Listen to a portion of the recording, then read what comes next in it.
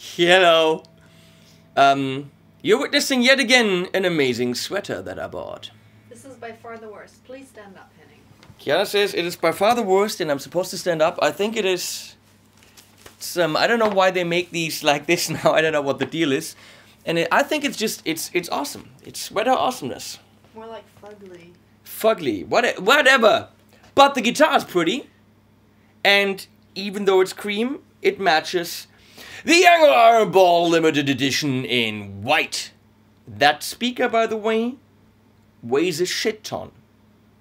Never had anything this heavy, ever. So, you're here to learn something. Well, boohoo, you're not. Because this whole setup that is now in the reverse direction, because you see the cameras back there? That's usually what I record with. Now we're testing, yet again, the GuitCon equipment that we're going to use in 2.5 weeks at GuitCon. And Kiana is over there switch bitching. Say hi to the nice people, Kiana. Hi, nice people. That looks really good. What? The video quality, not you. The video. Go back to you. Look at that video quality. Amazing. Wow. I don't know. I can't see it. No. Now they also can't hear you because the shotgun mic is right on me. Tough luck. Tough luck. Okay, we're going to talk about. This is going to be a bad lesson about major scales. Because I'm not going to give you any little dots on the fretboard so you could, learn it afterwards. I'm not going to give you tabs. Simply because right now, with all the GuitCon stuff, I do not have the time. So I'm just going to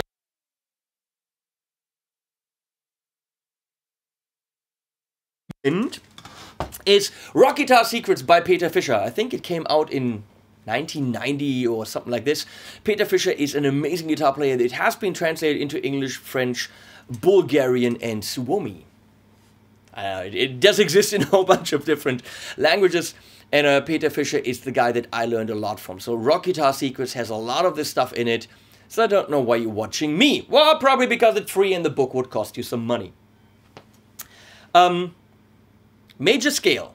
What's the deal? Scales are usually built in half and whole steps. Whole steps is 2 half steps. So from this G, that's a whole step. Can you make that bigger? That's what she said. That's what he asked. So from this G, that's a whole step, and that's a whole, no, that was a half step.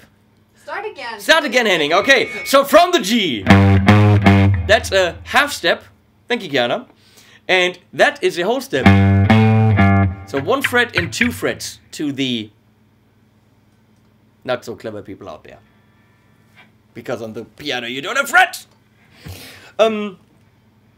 So when we want to build the white balance on this camera is totally off. When we want to build a scale, we build it in half steps and whole steps and half steps. And the formula for a major scale, stop laughing, is 2-2-1 to 2-2-1. Kiana, what was it again? 2-2-1 2-2-1. Wow, 2-2-1 to 2-2-1. Say it with me, people. 1, 2, 3. 2-2-1 to 2-2-1. 2-2-1 to 2-2-1. 2-2-1 to. Okay. So if I start on this F, okay, I do 2-2-1 to 2-2-1.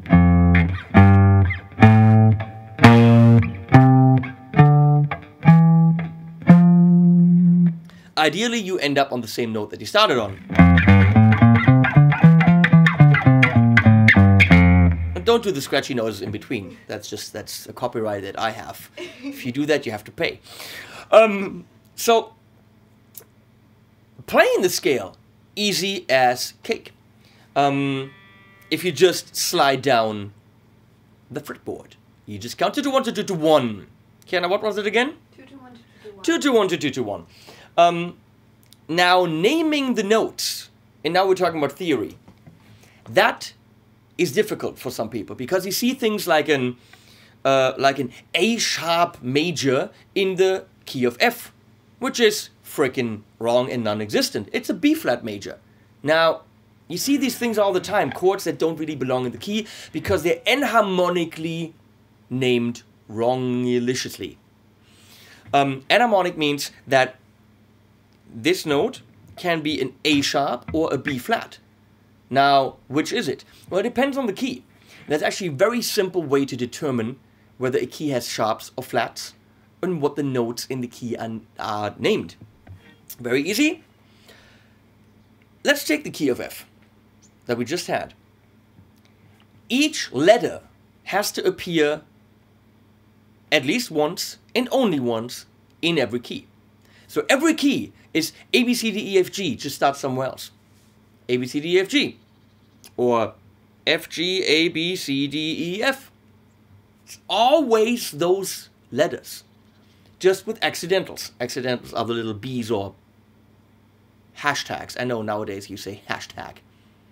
Raute in German. That's very German. Raute. So, since that's the rule, well, let's go through the through those here. F, G, A sharp. Wrong! Why? Well, I just had A. F, G, A. I can't name this note A sharp because I already used up my A. Also, the next note would be a C. So I would have A sharp, and C. So I would have the A in there twice and no B. And that's why we're not naming that. F, G, A, B flat, C, D, E, and F. Okay, relatively straightforward. Let's do the same thing to A. Okay? I'm going to do this without, because otherwise Kiana has to edit a lot. So, we have an A, we have a B, we have a C sharp, not a D flat. Why? Well, because otherwise we wouldn't have the letter C in there. A, B, D flat, D. Well, that does make sense, right? Because A, B, D flat, D. That gives us two Ds and no C. We don't want that. We want every letter in there once. So it's A, B, C sharp, D, E. What the crap is that? F sharp, G sharp, A. So every letter is in there. So when you're building a key, just write down all the 7 letters and just determine what accidentals you need. But it's always those 7 letters. Now let's go crazy. And let's do... What key is that again? F sharp. Let's do that. The key of F sharp. Okay? Sounds like this. Let's find out what the notes are. Well, the first one's F sharp. Also, you never... Sorry, Kiana, back to me. Also, you never mix sharps and flats within the key. You don't do that. So if a key starts with F sharp, you know that everything is going to be sharps. Okay? There's not going to be flats in there. So, F sharp, G sharp, not B flat, this is an A sharp. We have a B, we have a C sharp, D sharp, E sharp, F sharp. Now, why the fuck did I just call this... There goes my YouTube money. Why did I call this an E sharp? Kiana, isn't that an F? Can you not include me in this lesson? I totally include you. I'm trying to switch. Kiana, isn't the note right above the E and F? Yes, it is. Ah. So, why am I calling it E sharp?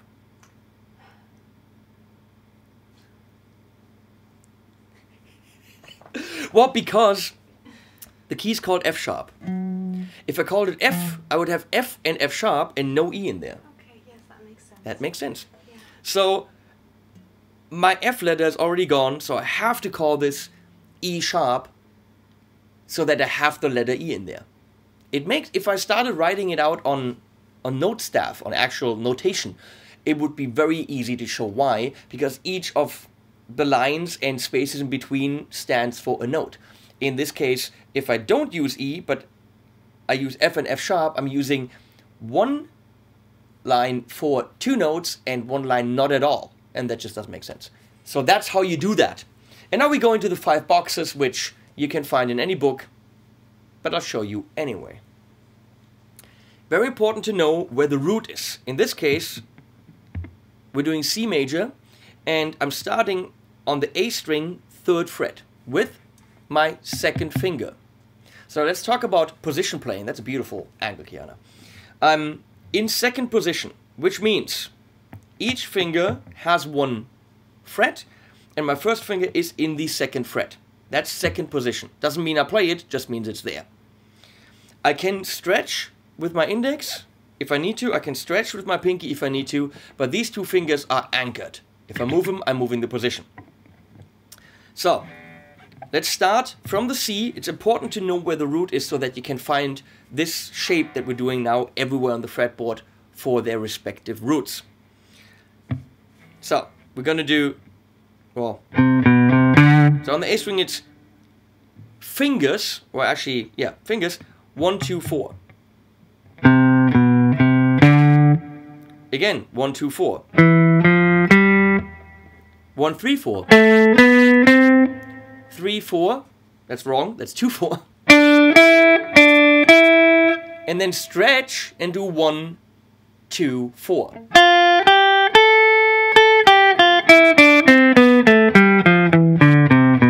And then the same thing you did up here, you do down on the E string. And then play back up to the root. So you start at the root, play up, play down, and back to the root, so you always know where that is. So it'll look like this.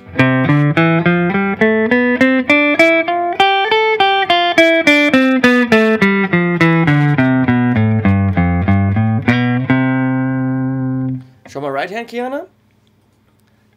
We're doing alternate picking, because otherwise I get pissy.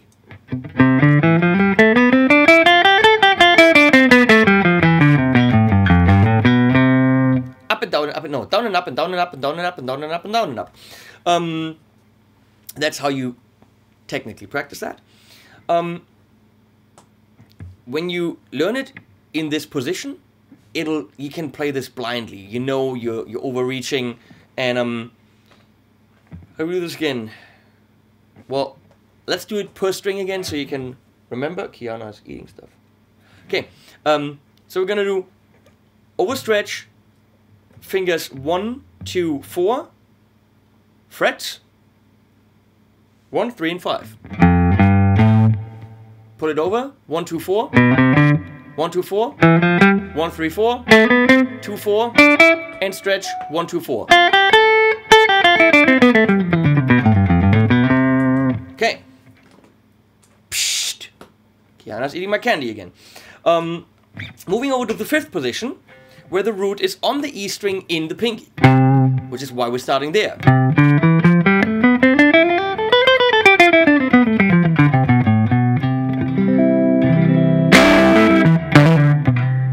How cool is that amp? And white.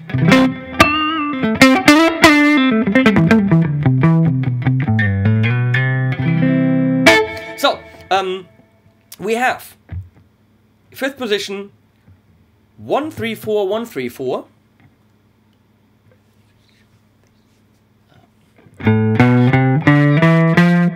One, 3, 4 stretched. Not this, which would be easier, but easier is not what we do. We do correct. 1, 3, 1, 2, 4, 1, 3, 4. Slowly again. 1, 3, 4, 1, 3, 4. 1, 3, 4 stretched. 1, 3. 1, 2, 4, 1, 3, 4. And this is the root.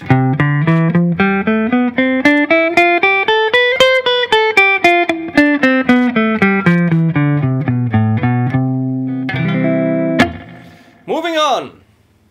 Again, you can find this in any book. I don't know why you're watching me doing it.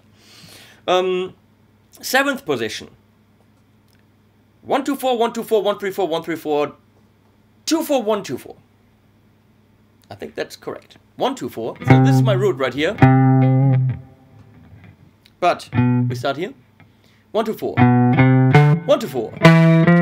1, 3, 4, 1, 3, 4. 2, 4. 1, 2, 4.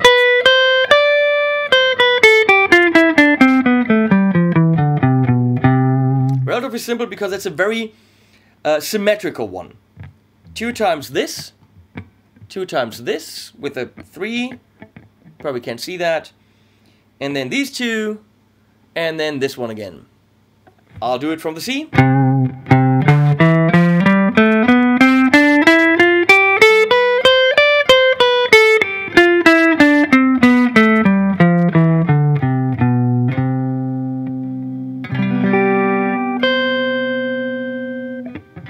No, that's what major 7. Hold on. Okay. The next one, I'm actually doing the 3 note per string one because that's how I learned it. And it's technically, I'll show you how one would do it if one played it in position.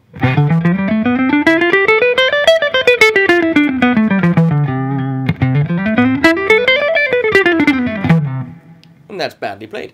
But we're gonna do it with the position change over here.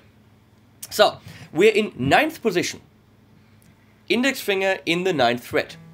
But we're starting by stretching, which means these 3, or these 2 in this case, are here, and we're stretching over. And then we have, starting the C right here. So we're starting on the root. 1, 3, 1, 2, 4, 1, 2, 4. Both times stretching the index. 1, 2, 4, 1, 2, 4, not stretching the index. So it's technically the same thing.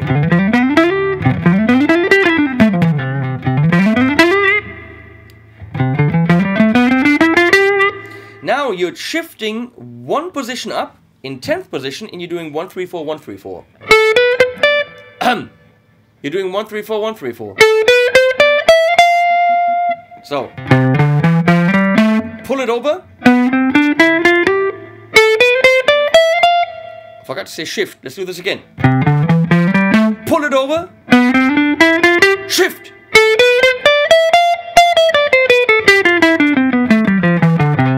Did you hear how I just played that in triplets?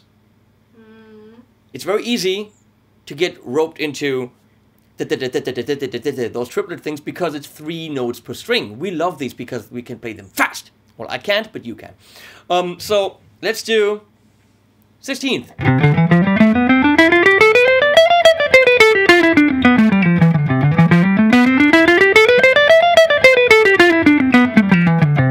So did you see what I just did? I chose where I want to switch positions. You can do this here. And then immediately go over with your pinky.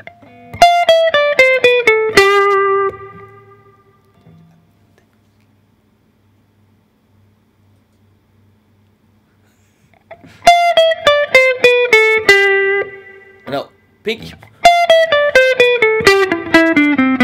Or you shift here.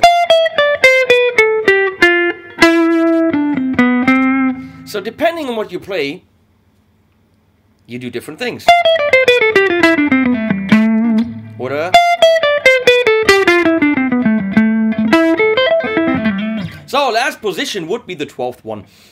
We are here with our pinky on the C, and from the low E string we have 1, 2, 4, 1, 3, 4, 1, 3, 4.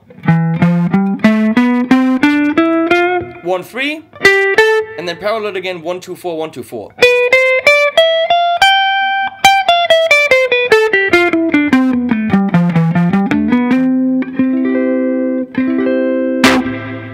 So I would start from the C here.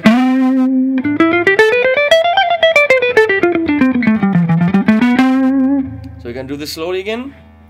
1, 2, 4. 1, 3, 4, 1, 3, 4. 1, 3. 1, 2, 4, 1, 2, 4.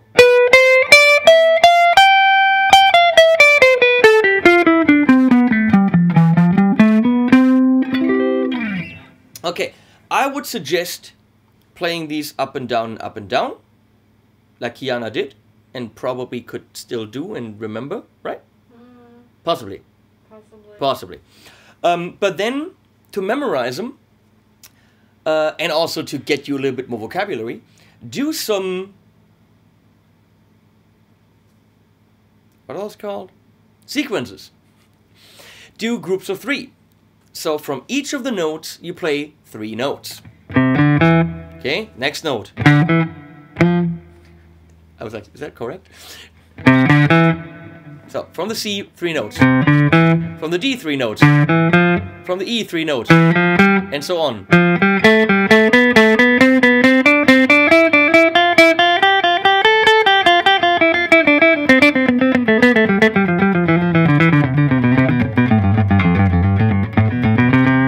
Okay, that's one you can do. You can do 4 notes.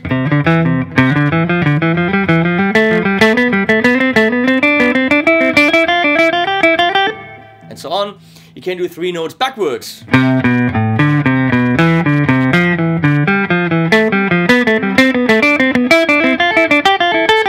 I'm proud of myself that I just did that.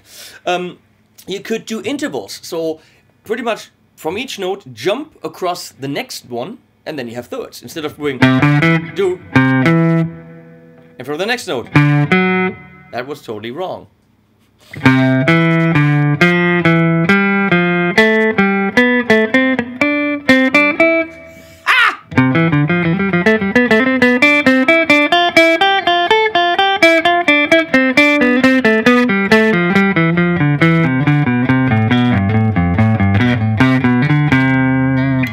Everywhere.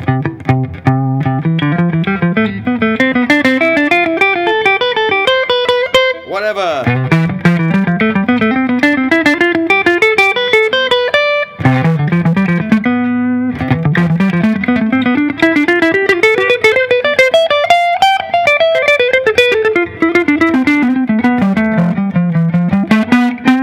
So there's a million things you can do to get them in your noggin. Sequences are a great way for me to get a little bit more vocabulary down. Play them up and down. It's just something you can noodle while you're watching things on the Netflix. Thanks for watching this pointless lesson. Bunny is coming in. He wants to learn. Hey, Bunny, what's up? Hi, Bunny. He's like, nah, not going in there. And I guess Kiana wants to say... Bunny, come here. Bunny. Oh, don't be scared. Bunny. Bunny. Come here. This might take a while. Yeah, no.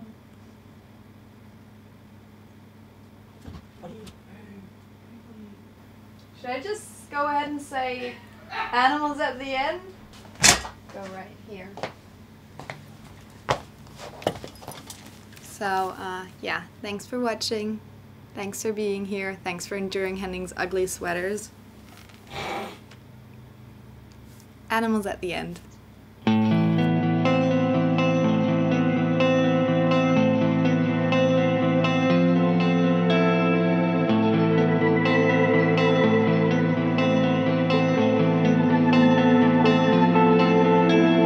Call me,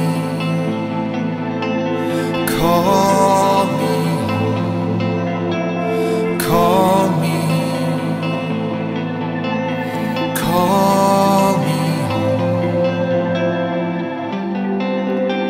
I sailed all the 7 seas,